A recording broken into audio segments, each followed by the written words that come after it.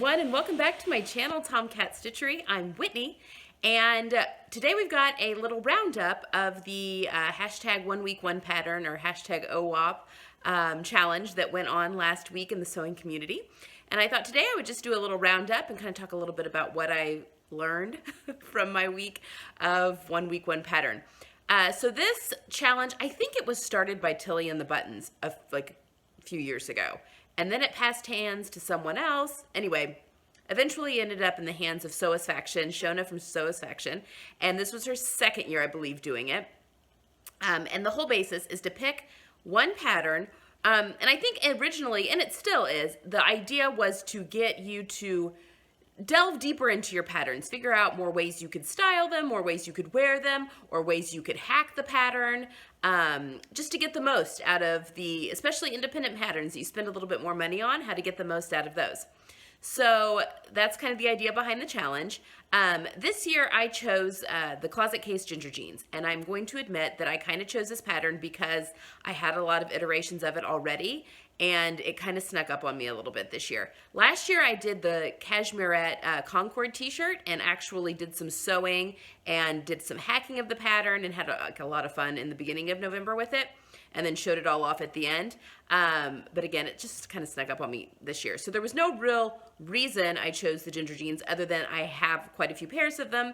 And actually, as I kind of got into it, I started thinking that this is kind of the perfect pattern really to be using, because as my body is changing, and more importantly, my, not to have too much information, too TMI here, but my butt is deflating. So when I put on weight, I don't ever really change much from the front. So, I mean, my waist is usually the first thing that gets thick just because that's just the way I'm built or whatever. So that's definitely whittling down, but my hips whittle down at the same rate. So you don't really see any more curve in that area. Now my hip measurement will change drastically because when I put on weight, my butt grows out, not wide, if that makes sense. So when I'm heavier, I have to take like a scoop out of my crotch curves, like 3/8 of an inch to make more room for my butt. I always have to adjust the back rise or my rise from my waist to like my leg crease or whatever. Like if I'm sitting, like if you look at that from your waist to the chair, is very short because I'm short everywhere. I have a short torso. But because my butt is shaped the way it is, there's a long distance that has to go around.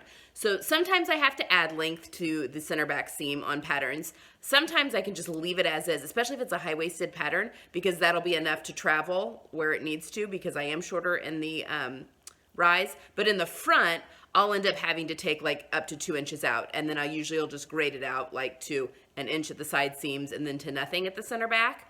But anyway, pants that I have done that alteration to and that have worked for me in the past, now that I am losing weight and my butt is deflating, it's not as simple as just like taking your pants in.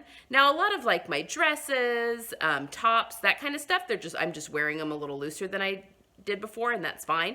But my jeans, like it's the crotch curve that is the issue, and it looks like I just have like a lot of excess fabric in the butt that wasn't there before.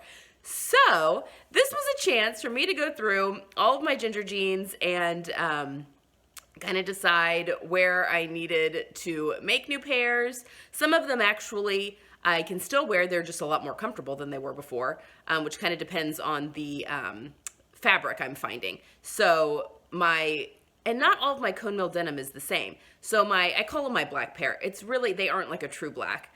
I think technically the denim is considered black, but like they have washed to like a dark gray, I would kind of call them, but I actually prefer that. I don't wear black hardly at all. I'm more of a navy, dark gray type of gal. But anyway, that cone mill denim has a lot more stretch in it than, say, the cone mill that I used for my first pair of jeans, and it's the one that I did the comparison with the Mimi G jeans.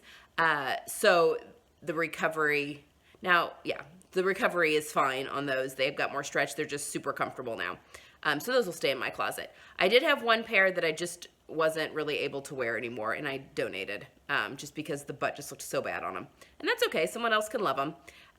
So I have 5 pairs of gingers now in my closet. I have given 2 away, and I actually have one that's cut out. They're like it's cone mill. I ordered some natural, ready to dye cone mill last Christmas, and I dyed it kind of an olive green color, and I have them all cut out, and like all the pieces cut out and everything. I meant to make them at my sewing retreat last year and just never got around to it.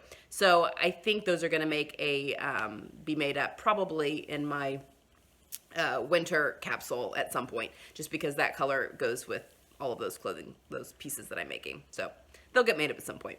But anyway, I'm just going to show you some twirls of me throughout the week wearing my different outfits, and I will pop on those a little description of what I'm wearing each day on the top and that kind of thing. And yeah, so this is my ginger collection that is currently wearable, and I hope you enjoy, and I will see you on Friday with a tutorial, and I haven't decided which one I'm doing yet. I have filmed 2 tutorials for my closet case little mini capsule that I'm doing. So one of those will be up on Friday. You'll see the other one next week. So that's all I have for today, and I will see you soon. Bye.